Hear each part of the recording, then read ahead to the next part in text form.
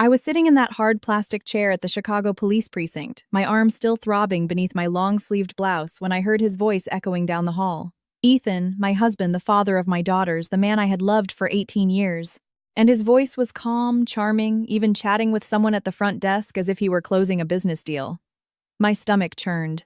He had followed me. I clutched my purse to my chest and felt my phone vibrate inside. It was probably him again. The 10th, 20th text since I'd left the house, but this time, I wasn't going to answer. This time I had crossed a line, and there was no going back. He knew it. That's why he was here. The door to the small room opened, and a police officer with her hair pulled into a tight bun walked in. Her uniform was impeccable, her eyes weary, the look of someone who had seen this scene 1,000 times. She sat down across from me, turned on the computer, and sighed before asking for my full name. "Sarah Miller," I said. My voice came out thin, almost a whisper. 42 years old, dentist, married, 2 daughters. She typed slowly, the clatter of the keys seeming too loud in the small room that smelled of stale coffee and paper. I looked down at my hands. My nails were perfectly manicured, polished in a neutral nude. The nails of a woman who has time, money, an organized life. Nails that didn't match the dark purple bruise spreading beneath the sleeve of my blouse. "What are you here to report today, Sarah?" I opened my mouth, closed it, opened it again. The words were stuck in my throat, thick and dry. To say it out loud to a stranger in a police station meant admitting it, making it real. It meant I was no longer the Sarah with the nice practice in Lincoln Park. The Sarah who posted pictures of family dinners on Instagram. The Sarah with a nearly 20-year marriage and a condo overlooking the park. "My husband assaulted me," I said. And this time it was in front of my daughters. Silence. She stopped typing and looked at me, not with pity but with something worse, recognition. As if I were just another one. And maybe I was. "Can you show me?" she asked. I pushed up my sleeve. The bruise was worse than it had been this morning. It looked like an abstract painting, shades of deep purple, dark blue with greenish yellow at the edges. The mark of his fingers was so clear you could count them. 4 fingers, the thumb on the other side. He had gripped me with such force while yelling inches from my face that I was ungrateful, hysterical, that he worked like a dog to support our home, and I didn't recognize it, didn't value it, didn't deserve it. He said I didn't deserve anything I had, that without him I was nothing. He said it looking me right in the eye, right in my eyes. Then he squeezed my arm until I screamed. And when I screamed, Emily and Sophie appeared at the bedroom door. My girls saw everything. My voice cracked. "Don't cry, Sarah. Not here, not now." I had rehearsed this the entire drive over. I had promised myself I would be strong, objective, firm. But when you say it out loud, when you let out what you've been holding in for months, for years, it all falls apart. And I fell apart right there in that plastic chair while the officer took a tissue from the box on her desk and handed it to me without a word. "I'll get the detective," she said, standing up. "He needs to hear this." "No," I said, quickly grabbing her arm. "He's out there. My husband. He followed me. I saw his car parked out front." She frowned. "Do you have a restraining order?" "Not yet. I just came to file a report. I need proof to file for divorce. I need it on record that he hit me, that he's aggressive because he'll try to use the girl's custody against me. He always does. That always makes me look like the crazy one." She nodded, and I could see she knew this script by heart. How many women had sat in this very chair? How many had told the same story with different words? "Wait here," she said and left. I was alone in the room. The old air conditioner hummed like a failing refrigerator motor. I could hear muffled voices outside, footsteps, a phone ringing. And then I heard Ethan's voice again, louder, this time impatient. He was asking if he could speak to me, saying it was all a misunderstanding, that we were a married couple, that this was a family matter. I closed my eyes, took a deep breath, the smell of old coffee mixed with Pine Sol. I tasted the metallic tang of fear in my mouth, but beneath the fear there was something else, anger. A quiet, cold rage that I had been nursing for months, ever since the day he screamed at me in front of Emily, since the time he accidentally pushed Sophie when she tried to defend me. Since the night I found the text message on his phone and he turned it around, accusing me of being paranoid, of invading his privacy. I had waited too long, endured too much, believed for too long that he would change, that it was just a rough patch, that the Ethan I first met would come back. But that Ethan never existed. Or maybe he only existed long enough for me to marry him, get pregnant, and intertwine my life with his in a way that felt impossible to undo. But I had a secret, a trump card he couldn't imagine. The door opened again. A man in his early 50s walked in. A well-trimmed graying beard, the rumpled suit of a detective. He had a manila folder under his arm and a serious expression that wasn't exactly hard but wasn't kind either. It was professional tired, like someone who had seen the worst of humanity and still showed up for work every day. "Sarah Miller," he asked, sitting in the chair the officer had vacated. "I'm Detective Evans." The officer filled me in. "Physical assault, correct." I nodded. He opened the folder, took out a pen. "Can you tell me what happened?" And I told him. From the beginning. From the stupid argument about the dishes he'd left in the sink for the 1,000th time. From the moment I said I was tired, that I worked just as hard as he did, that I deserved a break too. From the moment he slowly stood up from his chair that way he does when he's losing control and walked toward me. "He grabbed me here," I said, showing him my arm again, and screamed that I was worthless, that if it weren't for him, I'd just be another dentist in some neighborhood clinic. That the money that built my practice was a loan from his construction company, that he could take everything away from me. The detective stopped writing, looked at me. "He said he could take everything from you. He always says that. That I depend on him, that without him I'm nothing." And the clinic, whose name is it in? Mine. I bought the property with the inheritance from my mother. He knows that, but he likes to twist things, you know. Makes it seem like everything I have is because of him. The detective stared at me for a few seconds. Then he asked, "What is your husband's full name?" "Ethan Hayes, 45. Civil engineer partner at that big construction firm here in Chicago, Hayes Construction." My heart skipped a beat. "Yes, how did you know?" He didn't answer. Instead, he stood up, went to a metal filing cabinet in the corner of the room, opened a drawer and started searching for something. The sound of rustling folders was deafening. I felt my mouth go dry. "Sarah," he said, his back still to me as he pulled out a thick folder. "I know this man." He turned, walked back to the table and placed the folder in front of me. His name was written on the tab, but it wasn't the only thing there. There were other names, 3 women's names I had never seen before. The detective opened the folder slowly, like someone opening a box they know has a snake inside. And then I saw them. Police reports. 3 of them, all against Ethan Hayes. All for assault. All dropped, because the women declined to press charges. The floor fell out from under me. This is real." The detective nodded. "Your husband has been reported for domestic violence 3 times. Cases from before your marriage. 2 girlfriends and a fiancé. They all withdrew the complaint. I remember him because I was a patrolman back then, and one of these women almost died. He broke 2 of her ribs, but his family showed up, offered money, and she backed down. I couldn't breathe. 3 women. 3 before me. And he had never ever mentioned it, never admitted he had a history. I had married a serial abuser. I had put my daughters in a home with a man who had nearly killed someone." "Sarah," the detective said, and his voice was lower now, almost gentle. "You're not the first. And if you don't do something now, you probably won't be the last." The tears came hot and fast. I didn't want to cry, but it was impossible to hold back. Because for all these years I had thought the problem was me. That I provoked him, that I was too sensitive, too dramatic, too demanding. He had convinced me of it. He had made me believe that no other man would put up with me, that I was lucky to have him. But it wasn't true. None of it was true. I was just another one on his list. Another woman he had chosen to slowly destroy. Can you help me?" I asked. "I can. And I will. But I need you to help me too. I need you not to give up. I need you to see this through. Because this time, Sarah, this time I'm going to make this man answer for what he's done." I nodded, wiped the tears with the back of my hand, and then I reached for my purse, opened it, and took out my phone. I unlocked it and showed him the folder I had created 8 months ago, the folder named Evidence. Inside were 47 audio files of arguments, 23 photos of bruises, 6 videos of him breaking things in the house, and 2-minute recording of him threatening to kill me if I ever tried to leave him. The detective took the phone, looked at the screen, then looked at me. And for the first time since I'd walked into that precinct, I saw something in his eyes that wasn't exhaustion. It was respect. "You're smart," he said. "No," I answered. "I'm just tired of being stupid." And there, in that cold precinct room while outside, my husband waited to convince me to give up one more time. I twisted the gold wedding band off my finger, the one engraved with forever inside, and placed it on the scratched metal table. Right in the middle of the folder, with the reports from the other women he had destroyed before me. Forever was over, and my real fight was just beginning. To understand how I ended up in that precinct with 8 months of evidence stored on my phone, I need to take you back.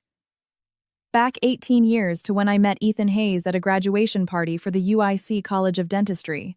I was 24, a brand new graduate, wearing a blue dress. My mom had given me heels that pinched but looked beautiful, my hair loose down my back. I felt pretty powerful, ready to conquer the world. I had spent 5 years studying like a maniac, doing rotations in public health clinics, waking up at 5 a.m. to catch the L. My mom had sold her condo to help me pay for school after my dad died. I owed her everything, and that night, diploma in hand, I was sure I would pay back every cent, every sacrifice, every night she spent doing alterations to supplement her pension. It was my friend Daniel, a classmate, who introduced me to Ethan. He was someone's cousin, just there to meet new people. A civil engineer, also a recent graduate, already working at his father's construction firm. Handsome in that classic way, you know? Light eyes, a broad smile, the confident air of someone who grew up never having to prove anything to anyone. He wore a white button-down with the sleeves rolled up, an expensive watch on his wrist. He smelled of designer cologne. He looked at me as if I were the only person at the party. He asked me about dentistry, about my plans, about what I wanted to do. And he listened, or at least I thought he listened. He asked the right questions, laughed at my jokes, touched my arm when he spoke. By the end of the night, he asked for my number. 3 days later, he called and invited me to dinner. The restaurant was too fancy for me. I remember being nervous looking at the menu without prices, trying to guess what was cheapest. But he ordered wine, an appetizer, a main course dessert. He paid without blinking, made me feel special, made me feel like I deserved it. For the first 6 months, Ethan was perfect. He picked me up, brought flowers for my mom, introduced me to his parents, elegant people who lived in a triplex penthouse in the Gold Coast overlooking Lincoln Park. His mother, Eleanor, looked me up and down at that first brunch, sizing me up to see if I was good enough for her son. But she smiled, said I was a hard-working girl, and I swallowed the poison in that compliment, pretending it was sweet. Ethan helped me set up my first practice. Or at least that's what he said. The truth is, my mom passed away 6 months after my graduation. Breast cancer, fast, aggressive, no chance. She left me a small condo in Andersonville, which I sold for $400,000. I used every penny of that money to buy a commercial space in Lincoln Park and equip the clinic. Every chair, every autoclave, every light was paid for with my mother's sweat. But Ethan was always there, giving his opinion, knowing suppliers, negotiating prices. And over time, he started to twist the narrative. He would tell his friends he helped set up my clinic, that he loaned me money, that he used his contacts. And I let him because at the time I thought it was love. I thought he was supporting me. We got married 2 years after we met. A big wedding at a prestigious club, 300 guests, an imported dress his mother chose because the one I picked wasn't up to standard. A honeymoon in Hawaii. We came back and moved into a condo he had bought in his name. I suggested putting both our names on the deed since I'd be helping with the mortgage, but he laughed and said it wasn't necessary that we were married, what was his was mine. I believed him. Emily was born a year later, Sophie, 2 years after that. And that's when things started to change. Slowly, so slowly, I didn't even notice. First it was the comments. I was too tired, I complained too much, I didn't keep the house well enough. He worked all day and came home expecting everything to be in order, but there were toys scattered about, dishes in the sink, me in pajamas stained with baby food. I would apologize, try to do better. I hired a cleaning service, but then he complained about the money. Said I spent too much, that I didn't know how to manage finances even though I paid for the cleaner with money from my clinic. But he always found a way to make it sound like it was his money. Then came the yelling. He'd come home stressed from work, and anything was a reason to explode. Sophie crying, Emily asking for attention, me asking if he could help with bath time. It all became a reason for him to scream. And he screamed, loudly screamed horrible things, that I was incompetent, that he regretted marrying me, that I had trapped him with children, that if it weren't for the girls he would have left long ago.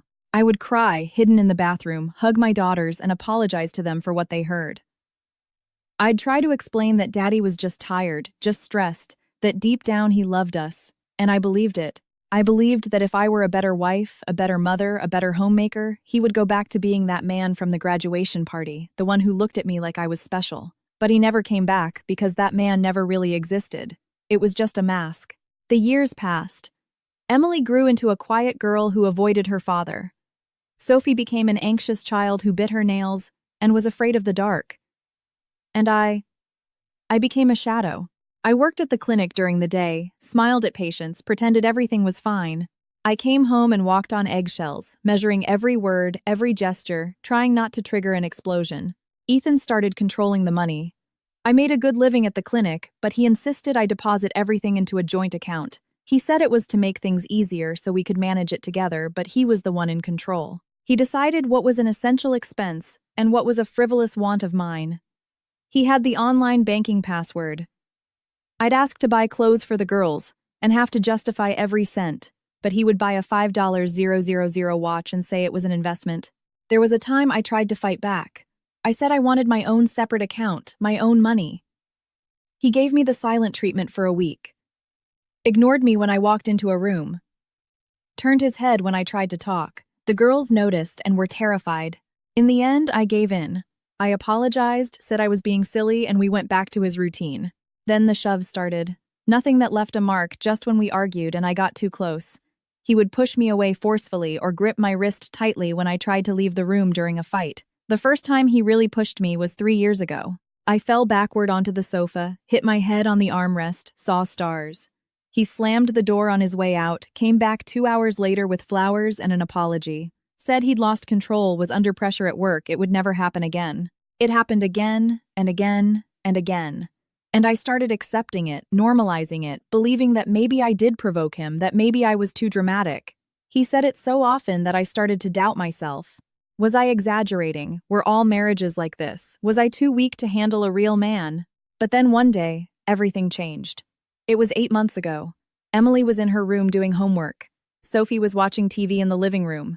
I was in the kitchen making dinner when Ethan came home. He'd been drinking not a lot, but enough to be looser, crueler. He started complaining about the food before I even served it. Said he was sick of pasta, that he paid the bills and deserved better. I took a deep breath. I said if he wanted something different, he could cook too, that I worked just as much as he did and I was tired. It was the wrong thing to say. He threw his plate into the sink. It shattered. Shards of ceramic flew. One cut my hand. I cried out, and he came at me, his face red, his finger in my face, screaming that I was an ungrateful bitch, that without him I was nothing, that he could leave me on the street with the girls without a penny. Emily appeared in the kitchen doorway. I will never forget her face. The fear in her eyes, the disappointment, the look that said, "Mom, why do you let him do this?" And in that moment, I decided, not in that exact second, because I was still too terrified. But that night, lying in bed next to him while he slept as if nothing had happened, I decided I was leaving. But not just anyway, not without protection, not without proof. Because I knew Ethan. I knew his way of twisting the truth, of making me look crazy, of turning everyone against me. If I simply asked for a divorce, he would use his money, his lawyers, his contacts to destroy me. He would try to get custody of the girls, say I was unstable, negligent, that I abandoned the family. So I started recording. Every time he started yelling, I turned on my phone's voice recorder and left it in my apron pocket in my purse on the table. I recorded 47 arguments. 47 times he called me incompetent, stupid, useless, a bitch, a whore. 47 times he said he would leave me on the street, take my daughters from me, destroy me. I started photographing every mark, every bruise, every scratch. Every time he grabbed my arm too hard, squeezed my wrist, pushed my head. 23 photos over 8 months. I filmed him breaking things 6 times, plates, glasses, the remote control, the cabinet door.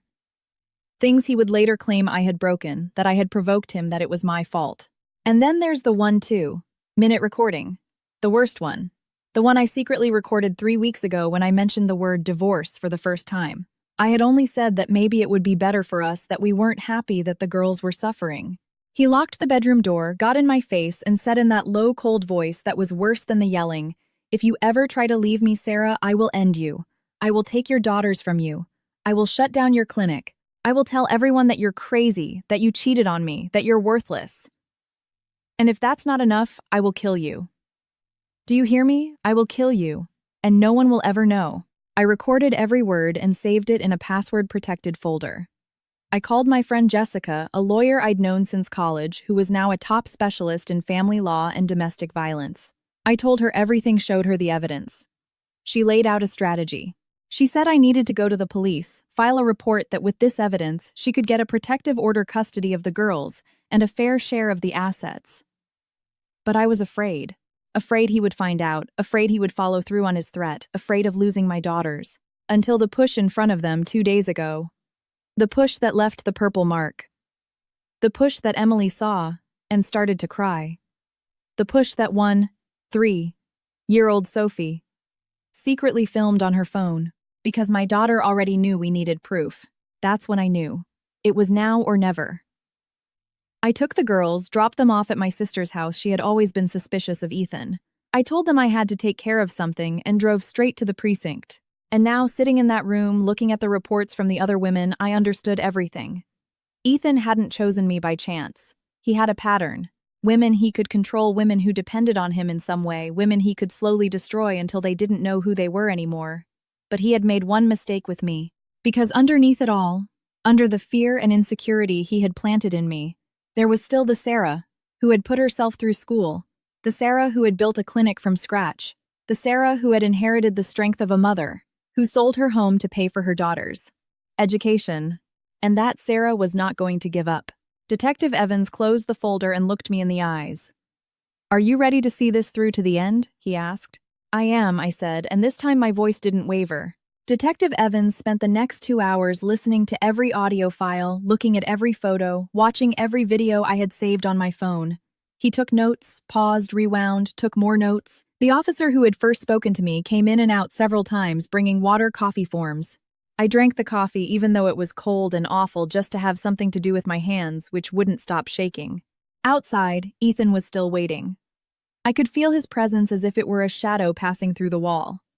Every half hour he'd ask how much longer it would take. He'd say he had a meeting, that it was absurd to keep me here so long, that he knew important people, that he was going to call the family lawyer. "Let him call," the detective said without taking his eyes off the computer screen where he was transferring my files. "He's going to need a very good lawyer."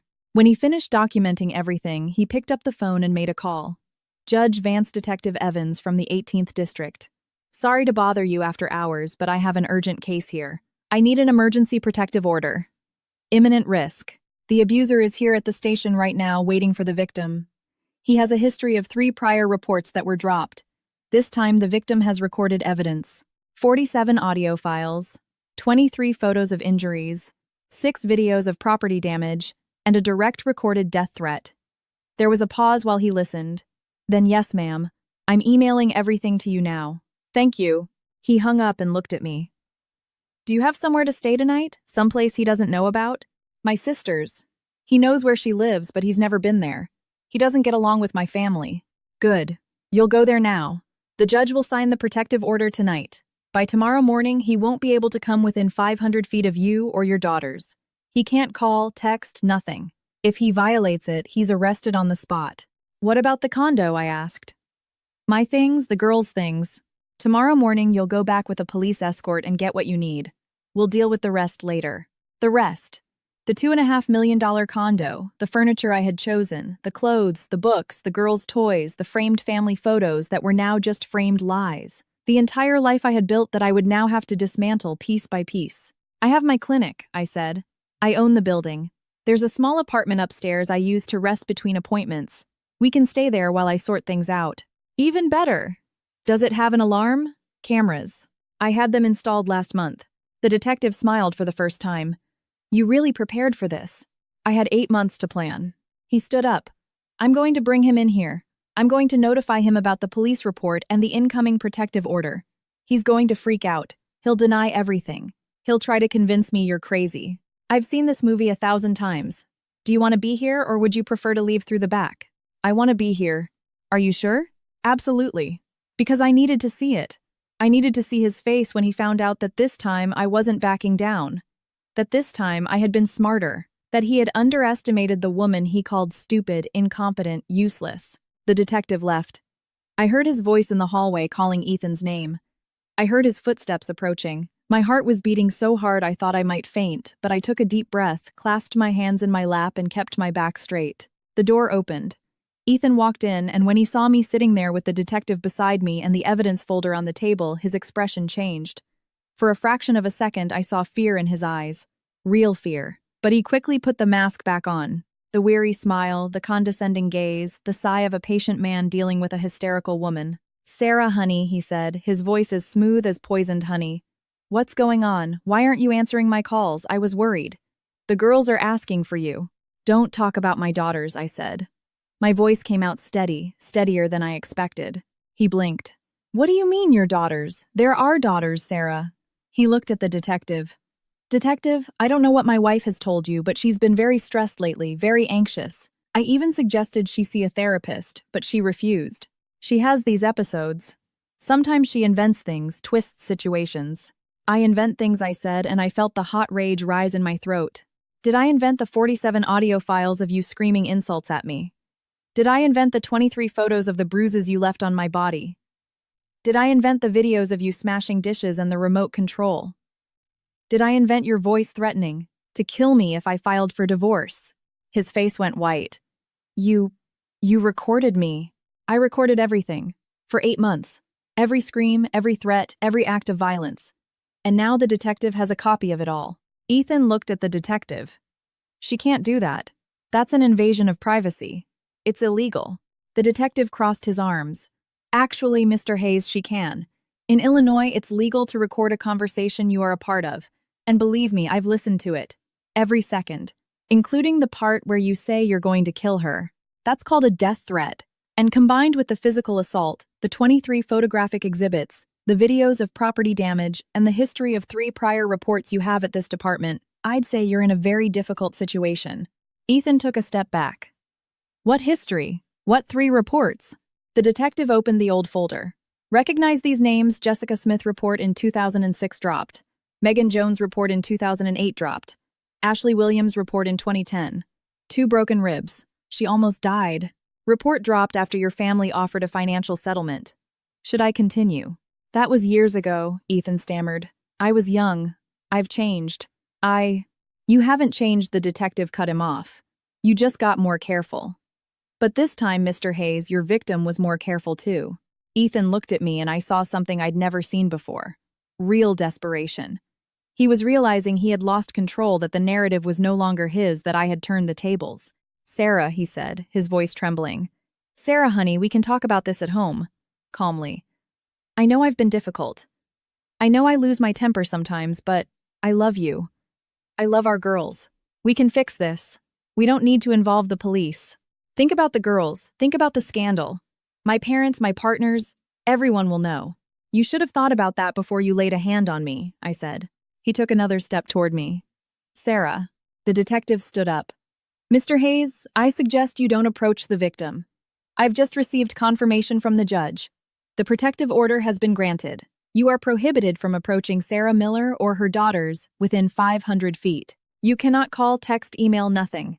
Any violation will result in your immediate arrest. Ethan was paralyzed. This is ridiculous. I can't see my own daughters. Your daughters will be speaking with a child psychologist from the court. After that, the judge will decide on supervised visitation. For now, no. In my home, I'm being kicked out of my own home. For now, Mrs. Miller and her daughters will be leaving. There will be a hearing soon to decide who resides in the home during the divorce proceedings. Ethan let out a bitter laugh.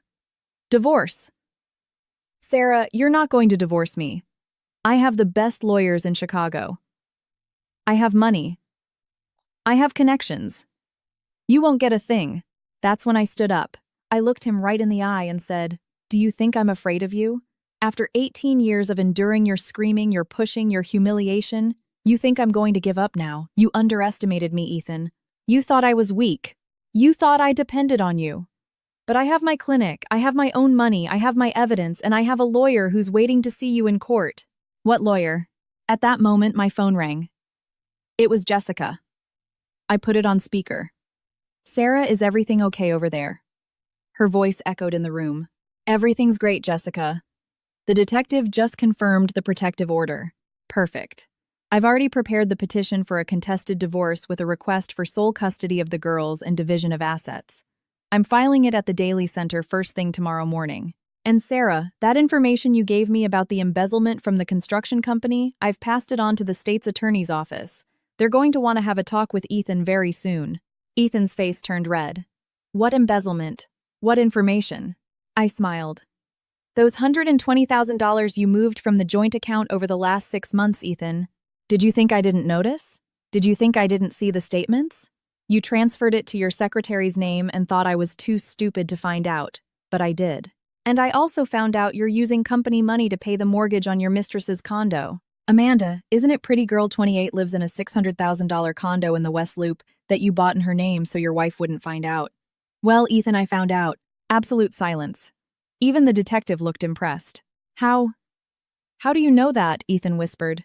Because for the last 8 months I wasn't just recording audio, honey. I hired a private investigator. He followed you. Photographed you coming and going from her apartment. Photographed you having dinner in suburban restaurants where you thought no one would recognize you. He photographed the purchase contract for the condo and found out you're using the company as a front to hide assets. Jessica's voice came through the speaker again. And that Mr. Hayes is called tax fraud, money laundering, and embezzlement. The partners at Hayes Construction are also going to want to talk to you. I imagine your father will be thrilled to learn you're using the family business to bankroll your affair. Ethan staggered, grabbing the table for support. You planned this. You set me up. No, I said. You set yourself up. I just collected the pieces. The detective stood up. Mr. Hayes, I suggest you leave now. Mrs. Miller will be leaving with an escort. You have 1 hour to be outside the 500-foot radius around her. If I find out you violated the protective order, you'll be spending the night in a cell. Understood. Ethan looked at me with a hatred so pure I felt the air grow heavy. But beneath the hate was something else. Defeat. He knew he had lost. For the first time in his life, Ethan Hayes was not in control. You're going to regret this, he said quietly. No, I answered. You are. He stormed out, slamming the door. I listened to his footsteps fade down the hall until they were gone completely. And then only then did my legs give out. I collapsed into the chair and started to cry. But it wasn't a cry of sadness. It was relief. It was freedom. It was the weight of 18 years lifting off my body. The detective put a hand on my shoulder. You were very brave. I don't feel brave, I said between sobs. I feel exhausted. Courage isn't the absence of fear, he said. It's being afraid and doing it anyway. You did the right thing, Sarah. For you and for your daughters. I dried my tears, stood up, grabbed my purse, and walked out of that precinct through the front door, escorted by an officer to my car. As I started the engine, I glanced in the rearview mirror. Ethan was across the street standing by his car watching me. But he didn't move closer, because now he was afraid. Afraid of being arrested, afraid of losing everything, afraid of the woman he tried to destroy, who was now standing tall, ready to fight. I hit the gas and didn't look back. The next 3 days were a blur of lawyers, paperwork, and pitying looks. I went with a police escort to get our things from the condo. Ethan wasn't there, but his presence hung in every room like an angry ghost. I packed clothes, toys, documents. Emily helped me in silence. Sophie cried when she had to choose which dolls to bring. We moved into the apartment above my clinic. It was small, just 2 bedrooms, but it was mine. Bought with my mother's money. Ethan had never set foot in it. He thought the place was too simple, said I should rent it out as more office space instead of wasting it. But now that space was our sanctuary. The girls asked a million questions. Where's Dad? Why can't we see him? Are we going back home? I answered carefully, truthfully, in a way they could understand. I told them that Dad and I were getting a divorce, that sometimes adults can't live together anymore, that it wasn't their fault. It was never their fault. Emily, being older, understood more than I wished she did. One night, she came into my room and said, Mom, I always knew Dad was mean to you. I just didn't know what to do. I'm sorry I didn't defend you. I held my daughter and cried on her shoulder. You didn't have to defend me, sweetheart. You're a child. It was my job to protect you, and I took too long. But we're safe now. I promise. Jessica worked like a machine. She filed for the divorce, requested sole custody, sought $10,000 a month in child support, and initiated the process of dividing assets. Ethan hired the most expensive law firm in Chicago, 3 of their lawyers against Jessica. She wasn't intimidated. The settlement conference was scheduled for 10 days after I filed the report. I walked into the courthouse, my legs trembling, Jessica by my side, holding a thick binder with all the evidence. Ethan was there in an impeccable gray suit, hair perfectly styled, the posture of a successful businessman. But when he saw me, the mask slipped for a second. I saw the hatred, the humiliation, because everyone there knew the court staff, the other lawyers, the people waiting on the plastic chairs. Everyone knew that the respected engineer Ethan Hayes was an abuser. Judge Vance entered. A woman in her 60s gray hair in a bun, glasses on the tip of her nose, an unreadable expression. She sat, opened the file, and read in silence for long minutes. The sound of her turning the pages was the only sound in the room. Then she took off her glasses, looked at Ethan and said, "Mr. Hayes, are you aware of the gravity of the accusations against you?" His lawyer stood up. "Your Honor, my client denies all allegations. This is an attempt at defamation orchestrated by his wife, who is seeking a financial advantage in the divorce." The judge raised an eyebrow. Defamation. With 47 audio recordings, 23 photographs, 6 videos, and a direct threat of murder, not to mention a history of 3 prior dropped complaints. The lawyer hesitated. "Your Honor, those old complaints were dropped because they were without merit. They were dropped because the victims were pressured and paid off," the judge cut in. "I've read the old files. I've read the medical reports. One of the young women nearly died. 2 broken ribs, a concussion. Do you have an explanation for your client's pattern of behavior?" Silence. Ethan fidgeted under the table. The judge looked at me. "Mrs. Miller, do you have anything to say?" Jessica nudged me. I stood up slowly. "Your Honor, I lived in fear for 18 years. Fear of disagreeing with him, fear of saying the wrong thing, fear of setting him off. I thought if I was a better wife, a better mother, he would stop. But he never stopped. And when I found out he had done this to other women before me, I understood that I was never the problem. He is the problem. And I will not let my daughters grow up thinking this is normal, that a man can hit, humiliate, and threaten, and a woman has to stay quiet." The judge nodded. "Do you have the recordings?" Jessica placed a flash drive on the table. The judge took it, plugged it into her laptop, and played the first audio file. Ethan's voice filled the room. That voice I knew so well, screaming that I was a useless bitch, that without him I was nothing, that he would leave me on the street. I saw his lawyer close his eyes. I saw Ethan sink in his chair. The judge listened for 3 minutes and paused. "Sufficient," she said. "Mrs. Miller, temporary sole custody of the children is granted to you. Mr. Hayes, supervised visitation every other week at the court's family center. Any violation of the protective order will result in your remand. Next, hearing in 30 days to discuss division of assets. You are all dismissed." I stood up, shaking. Jessica hugged me. We walked out of that room, and for the first time in days I took a deep breath. I had won the first battle. But the war was far from over.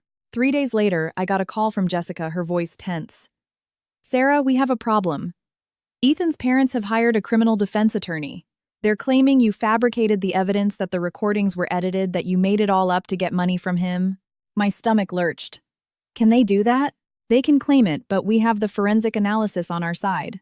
The recordings were analyzed and are authentic, no edits. Plus, we have the medical reports of your injuries and the girl's testimony with the forensic psychologist. They won't be able to overturn this." "And the case with the state's attorney?" "The embezzlement. It's moving slowly, but it's moving. They've opened a formal investigation, seized documents from Hayes Construction. If they confirm the fraud, he'll face charges for embezzlement and money laundering. He could get 2 to 5 years. And the mistress, Amanda, vanished, left Chicago. From what the PI found out, she moved to New York. Probably got scared of being involved in the investigation. So he lost his mistress too." For the first time in days, Jessica laughed. "He's lost his mistress, he's losing his marriage, and he might lose part of his company. I'd say karma is working overtime." But karma wasn't done yet. A week after the hearing, Ethan's father, Richard Hayes, the founder of the construction company, requested a meeting with me. I didn't want to go. I was terrified of the man who had always looked at me like I was defective merchandise his son had brought home. But Jessica said it was important that I needed to hear what he had to say. We met at a neutral coffee shop downtown. He arrived on time, dark suit, tie, white hair combed back. He sat across from me without a greeting. "I'll be direct," he said. "I've seen the evidence. I've heard the recordings. My son is a coward and a criminal, and I will not protect him this time."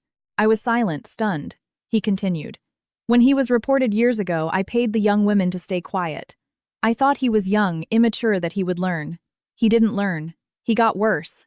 And now he's dragging the family name, the company name, through the mud. So I'm here to propose a deal." "What kind of deal?" "I'm removing him from the partnership at Hayes Construction. His share will go to his brothers. You get the Lincoln Park condo, full ownership of your clinic, and I will deposit $1.5 million in your account as compensation for the years of abuse. In return, you do not sue the construction company for damages, and you don't drag the Hayes name through the media any more than is necessary." I looked at Jessica. She gave me a look that said, This is a good offer. I looked back at Mr. Hayes. And what about him, Ethan? What punishment will he face? He will answer for his crimes. I will not pay for a high-priced criminal defense lawyer for him. He will defend himself. And when the state's investigation is complete, if he is convicted, he will serve his time. Without my interference.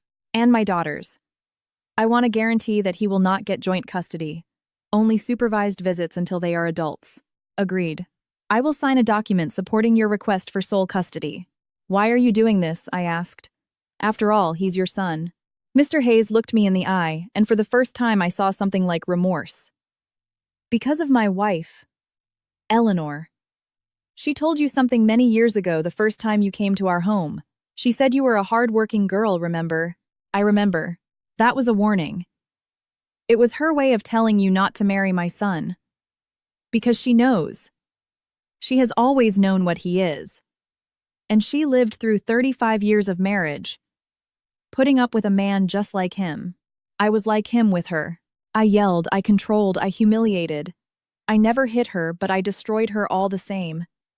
And when I saw the reports against my son years ago, I denied it. I pretended it wasn't true because admitting my son was a monster meant admitting that I was one too. He paused, took a deep breath. But Eleanor told me the other day, after all this came out, that she will no longer live in silence, that if I don't do the right thing now, she will leave me, and she will publicly tell everyone what I did to her for decades. So I am doing this for her, for you, and for your daughters. Because no woman should have to go through what you went through. I was speechless. I accepted the deal. Jessica drafted the terms.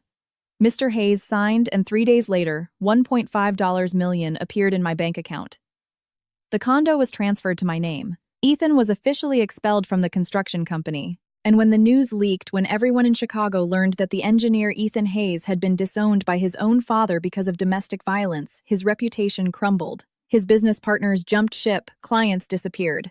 The state's attorney's investigation accelerated, and 2 weeks later, Ethan was indicted for embezzlement and money laundering. He tried to call me 7 times, sent texts saying it was my fault that I had destroyed him, that I would pay.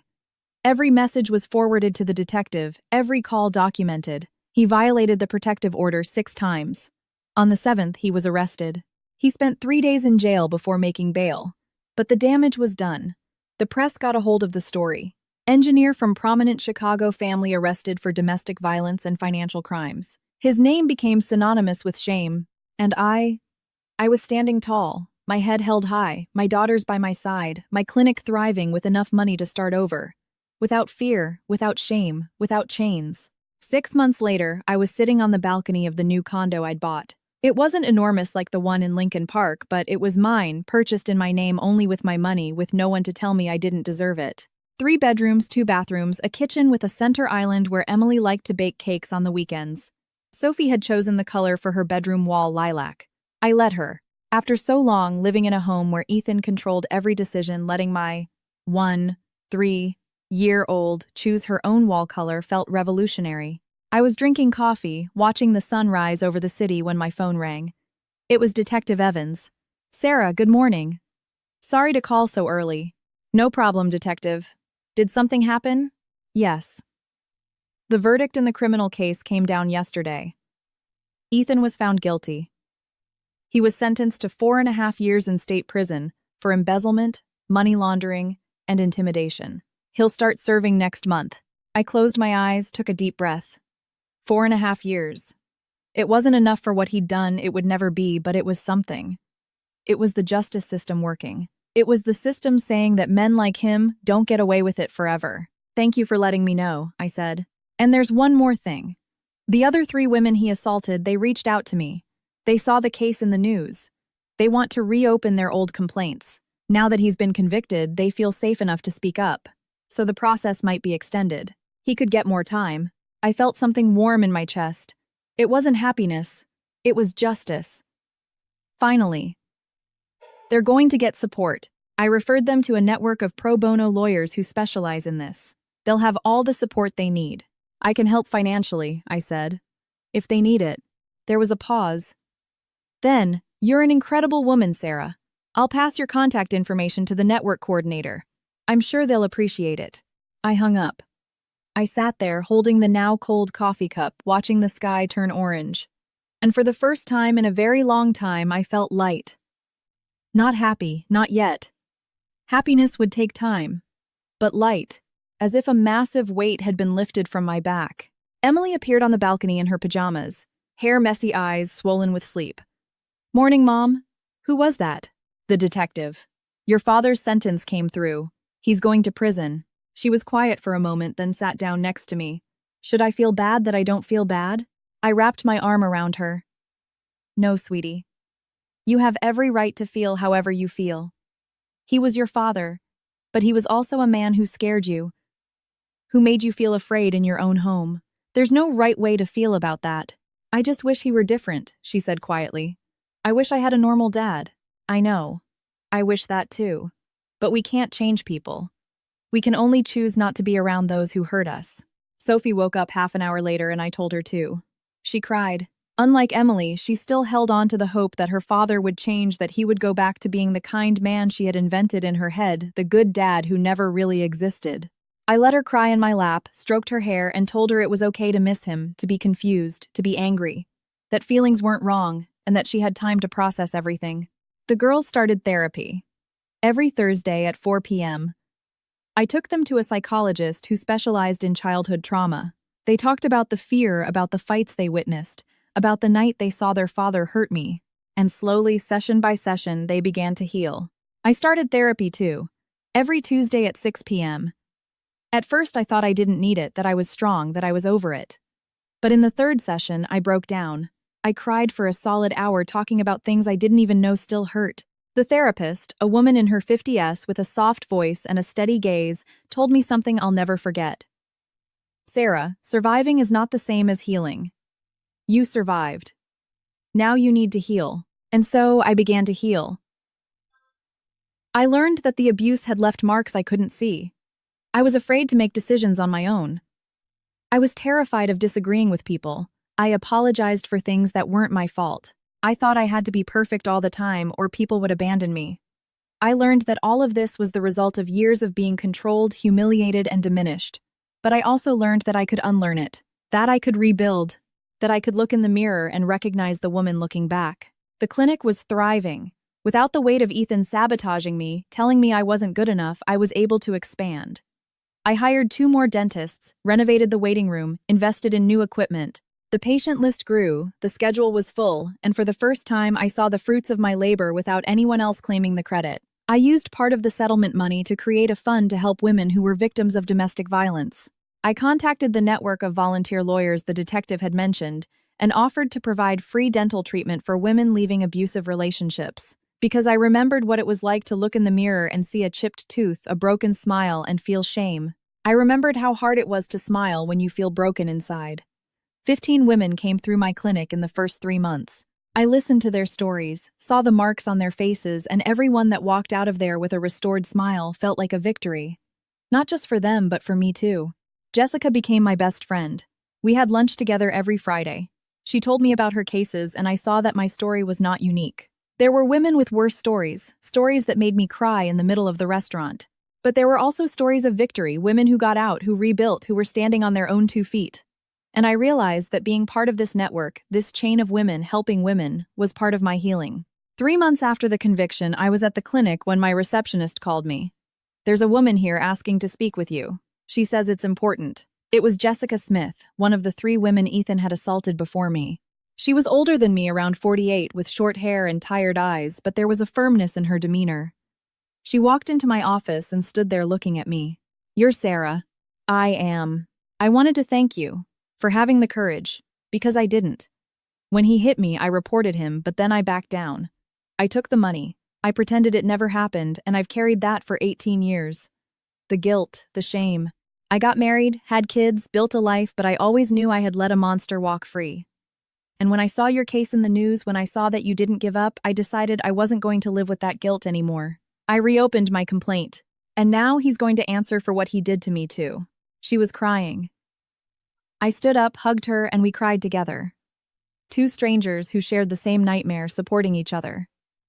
"It's not your fault," I told her. "You did what you could at the time, and now you're doing what you can now. And that's more than enough." The other 2, Megan and Ashley, also reopened their cases. We arranged to have coffee. We met on a Saturday afternoon. 4 women sitting around a table telling the stories we had kept hidden for years. And it was strange, painful, but also liberating, because we were no longer alone. The trial for the old complaints took place 4 months later. I was a witness. Jessica, Megan, and Ashley testified too. Ethan was there in a prison uniform, his hands cuffed, his eyes empty. He had lost weight, his hair was grayer, his posture stooped. He looked 10 years older. When it was my turn to testify, I looked at him and felt no anger, no fear. I felt pity. Because he had thrown it all away, his family, his money, his respect, his freedom. All for what? To feed a sick ego to wield power over women. And now he was there broken, reaping what he had sown. He was convicted and sentenced to another 3 years for a total of 7.5 years in prison. When we left the courthouse, the 4 of us were arm in arm. And Detective Evans was there too, waiting by the door. He came over to us, shook each of our hands, and said, "You are the bravest women I know." And I believed him. Today, a year after I first walked into that precinct with a bruised arm and a wedding ring on my finger, I wake up without fear. I wake up and make coffee. I wake up and take my daughters to school. I wake up and go to work in a clinic that is mine, built with my own sweat. I wake up knowing I am free. Free from the man who tried to destroy me. Free from the narrative he constructed. Free to be who I always was underneath all that fear. A strong, capable woman, deserving of respect. I won't lie and say everything is perfect. There are bad days. There are nights I wake up from a nightmare where he's screaming at me. There are moments I catch myself apologizing for trivial things, acting as if I need someone's approval. But those moments are becoming rarer. And when they come, I take a deep breath, remember how far I've come, and keep moving forward. The girls are doing well. Emily turned 17 and got into Northwestern to study psychology. She wants to help other people who have been through what she went through. Sophie turned 14 and is in a rock band at her school. She plays the drums. I think it's too loud, but I let her because the noise of her making music is so much better than the suffocating silence we used to live in. And me, I'm starting over. I've learned that starting over isn't about erasing the past. It's about building a new future on top of the ruins. And sometimes the ruins make the strongest foundation. I'm dating again. Nothing serious yet. A kind man I met at a dental conference. He treats me with respect, asks my opinion, listens when I talk. And when I had a panic attack on our second date because he raised his voice to call a waiter, he didn't get angry. He held my hand, apologized, said he understood, and waited for me to calm down. There are good people in the world. I had just forgotten. My story is one of survival, but more than that, it's a story of reclamation. It's about taking back the voice that was silenced, the power that was stolen, and the life that was put on hold. It's a reminder that dignity is non-negotiable, that self-love must come first, and that it is never, ever too late to start again. Remember, you are stronger than you can possibly imagine.